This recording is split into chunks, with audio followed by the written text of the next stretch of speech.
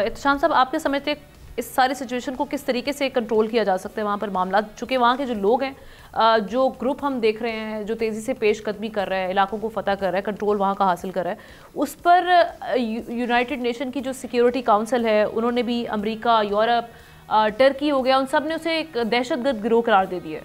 تو یہ وہاں کے باسیوں کے لیے بڑی پریشان کن صورتحال ہے.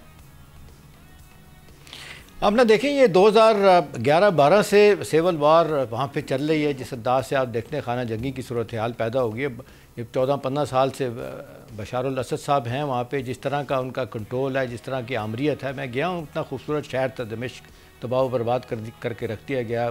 نبیوں اور رسولوں کا وہ شہر تھا. ابھی دیکھیں، اس سے پہلے ان کے والد حافظ اسد، وہ بھی 14-15 سال رہے، وہی ٹائرانی انہوں نے دکھائی، بولنا کوئی نہیں دیتا، بات نہیں کر سکتا.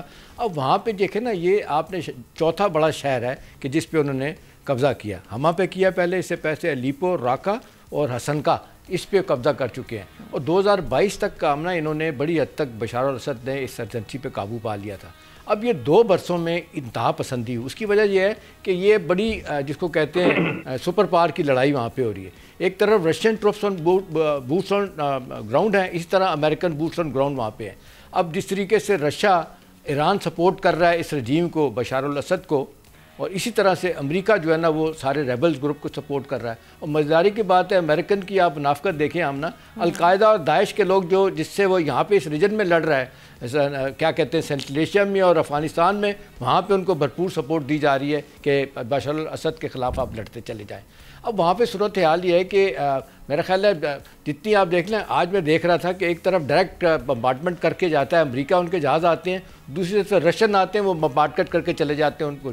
پھر ایک اور ایلیمنٹ ہے وہاں پہ، جس طریقے سے کردش لوگ بھی ہیں، وہ ان کا انٹرسٹ بھی ہے اپنا، ٹرکی کا بھی، وہ بھی ان کا خاتمہ چاہتے ہیں. تو یہ اتنا معاملہ خراب ہو گیا ہے. اور اصل بات آمنا پتہ کیا ہے، وہ ریلیجس بات ہے. ابھی دیکھیں، صدام حسین سنی تھا اور وہاں پہ میجورٹی شیعہ حضرات کی تھی، اور وہاں پہ اس نے حکومت کی. یہاں پہ صورتحال سیریا میں کیا ہے کہ بشار الاسد شیعہ ہیں، میجورٹی سنیوں کی ہے. تو لہٰذا یہ ایک لڑائی بھی وہاں پہ چل رہی ہے. مذہب کی فیکٹر تو نہیں ہونا چاہیے، لیکن بہرحال اپنی جگہ ہے. تو مجھے نہیں لگتا اتنی آسانی کے ساتھ یہ ہوگا، اور مجھے لگتا ہے اس دفعہ پوری طاقت لگائے گا ویسٹ، اور اب امریکہ کے کسی طریقے سے بشار الاسد کی حکومت ختم ہو جائے. ہوتی ہے نہیں ہوتی، اہم سوال.